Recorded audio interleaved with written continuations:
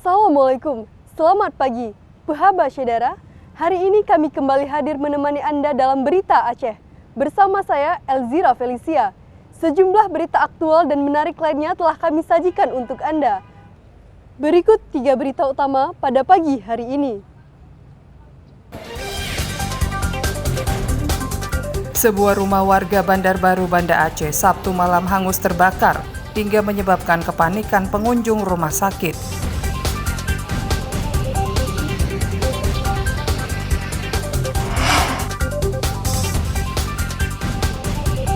Kasus suami bunuh istri di Kecamatan Tite Kemala, Kabupaten Pidi memasuki babak baru dengan digelar reka ulang.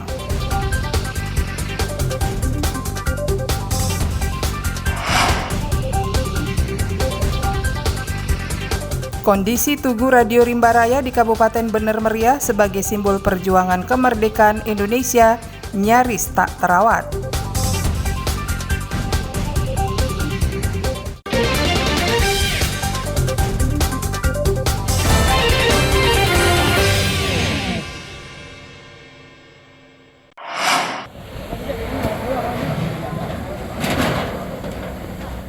Satu rumah di permukiman padat penduduk kota Banda Aceh Sabtu malam musnah terbakar.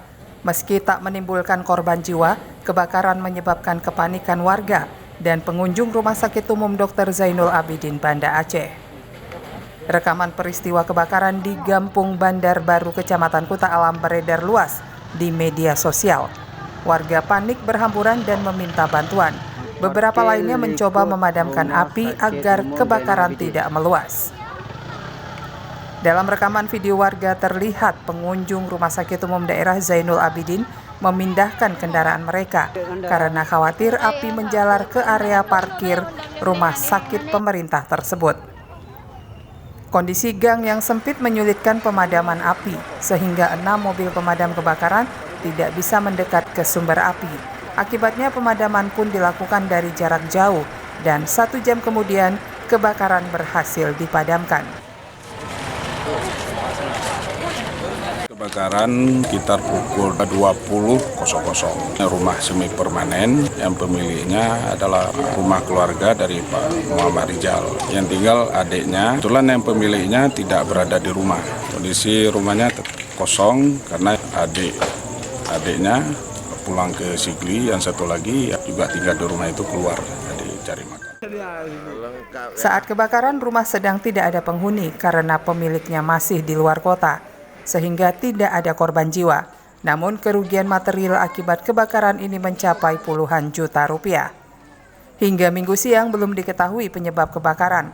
Dugaan sementara kebakaran dipicu korsleting hubungan pendek arus listrik.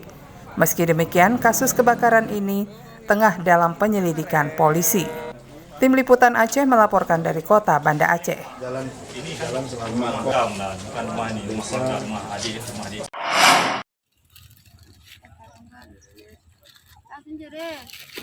Nasib pengungsi Rohingya yang mendarat di pantai Kuala Pare, Kecamatan Sungai Raya, Kabupaten Aceh Timur hingga saat ini belum jelas.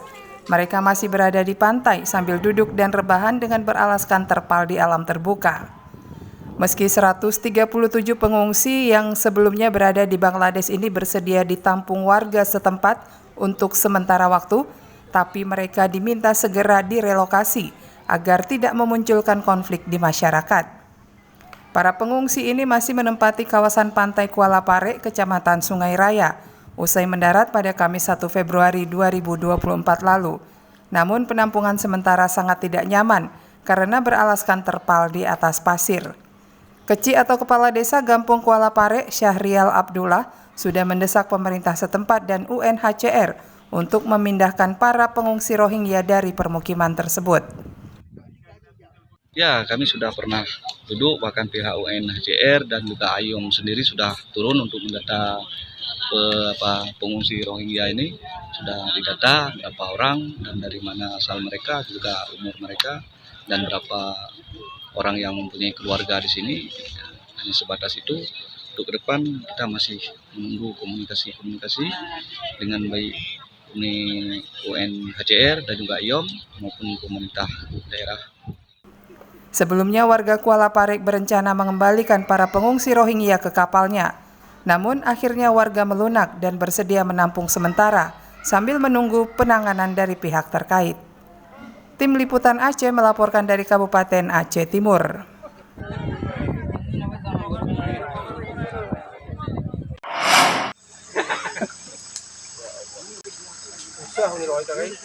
Seekor harimau Sumatera masuk perangkap yang dipasang oleh tim BKSDA Resort Tapak Tuan Sabtu siang. Harimau tersebut diduga berkeliaran di sekitar permukiman Desa Lawe Buluh Didi, Kecamatan Klut Timur, Kabupaten Aceh Selatan.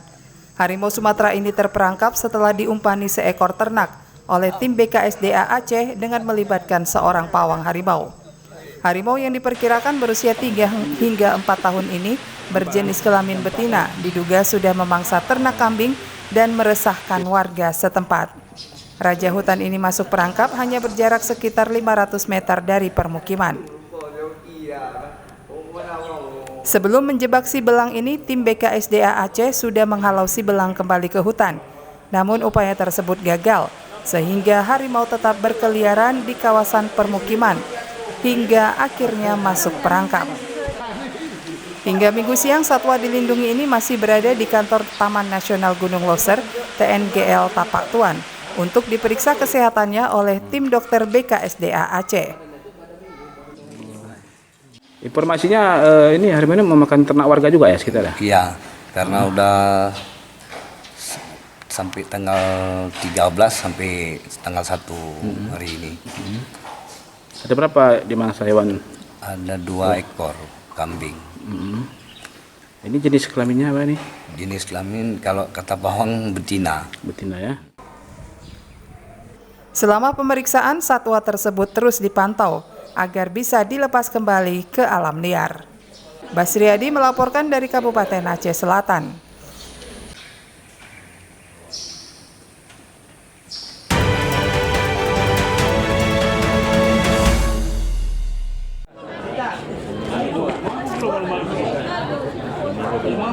Pemilih kesulitan melipat kembali surat suara usai mencoblos di bilik suara.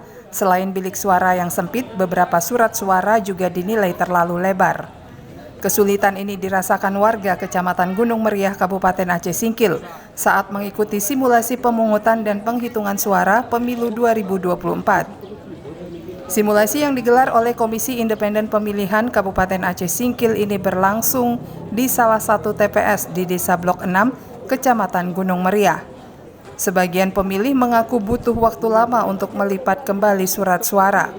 Pemilih mesti teliti melipat surat suara agar tidak sobek atau terlihat tempat yang tercoblos. Melempit. Apa Pak? Melipat ya, melipatnya. Batu melempit saya. Satu melipatnya sulit. Abing. Makasih Pak. Bapak buka semua lah tadi ya? Ya iya. Jadi kalau untuk nyari dari yang banyak itu nama-nama itu nyarinya sulit juga. Nama-namanya enggak. Karena kan ini kan nggak ada buku ini, Pak. Sulit melempitnya. Jadi masalah karena Melempitnya. Simulasi pencoblosan pemilu 2024 diikuti oleh 134 pemilih.